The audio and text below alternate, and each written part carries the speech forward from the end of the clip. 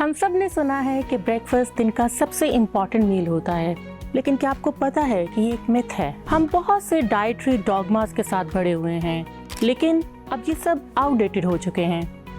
जी हाँ, रियलिटी ये है कि हम कब खाते हैं ये ज़्यादा इम्पॉर्टेंट है एज कम्पेयर टू कि हम क्या खाते हैं। अस्सलाम वालेकुम, मैं हूँ डॉक्टर अंबर और आज हम बात करेंगे एक बहुत सिंपल लेकिन बहुत इफ़ेक्टिव हेल्थ स्ट्रेटजी के बारे में, जो है इंटरमिटेंट फास्टिंग। मैं खुद भी इंटरमिटेंट फास्टिंग प्रैक्टिस करती हूँ और अपने पेशेंट्स को भी रेगुलरली एडवाइस करती हूँ और मैंने इसके अमेजिंग रिजल्ट्स देखे हैं। अब आप सोच रहे होंगे कि इंटरमिटेंट फास्टिंग है क्या। इन अ नटशेल, इंटरमिटेंट फास्टिंग एक ऐसा ईटिंग पैटर्न है जिसमें आप कुछ आवर्स के लिए फास्टिंग करते हैं और फिर आप कुछ आवर्स के लिए खा सकते हैं।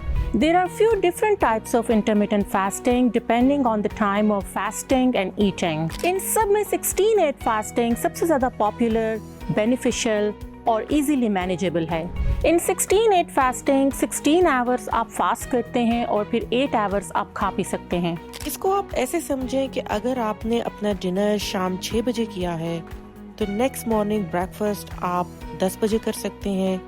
ऐसे आपको ज़्यादा फील भी नहीं होगा और आपका फास्ट 16 आवर्स का कंप्लीट भी हो जाएगा। इस मेथड में फास्टिंग के दौरान आप पानी, ग्रीन टी और ब्लैक कॉफी पी सकते हैं और ये आपको हाइड्रेटेड रखती है। ये मेथड सिर्फ वेट लॉस के लिए नहीं बल्कि हार्ट डिजीजेस और डायबिटीज के लिए भी बहुत इफेक्टिव है। इसके अलावा ये better energy levels, good sleep और मेंटल क्लैरिटी के लिए भी बहुत बेनिफिशियल है। और सबसे अच्छी बात ये है कि ये फ्री है, कन्वीनियंट है और बहुत सिंपल है। अब हम बात करते हैं कि इंटरमिटेंट फास्टिंग आपकी बॉडी में क्या चेंजेस करती है।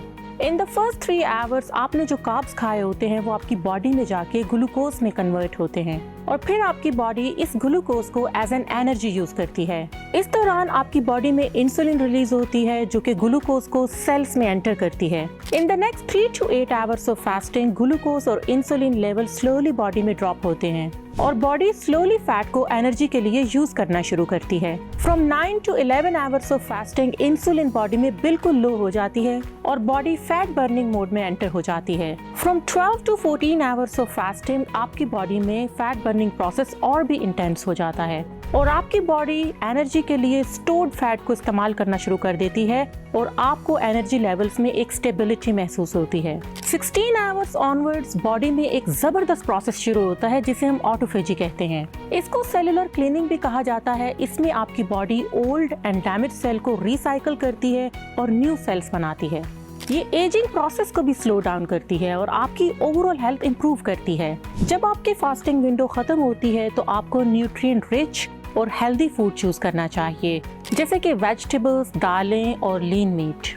अगर आपको मीठे या स्नैक्स की क्रेविंग होती है तो इसके बजाय आप फ्रूट्स और नट्स का इस्तेमाल करें। ये क्रेविंग्स को सेटिस्फाई करने का एक हेल्दी तरीका है। इंटरमिटेंट फास्टिंग करना मुश्किल नहीं है। अगर आप न्यू हैं तो आप 12 आवर्स से स्टार्ट लें और फिर स्लोली इसको 16 आवर्स तक बढ़ा सकते हैं। एक और बात कि इंटरमिटेंट फास्टिंग बहुत से लोगों के लिए बेनिफिशियल है लेकिन सबके लिए नहीं। अगर आप प्रेग्नेंट हैं और you are trying to conceive तो ये आपके लिए नहीं है। अगर आपको डायबिटीज है या कोई और सीरियस मेडिकल कंडीशन है तो पहले अपने डॉक्टर से मशवरा करें।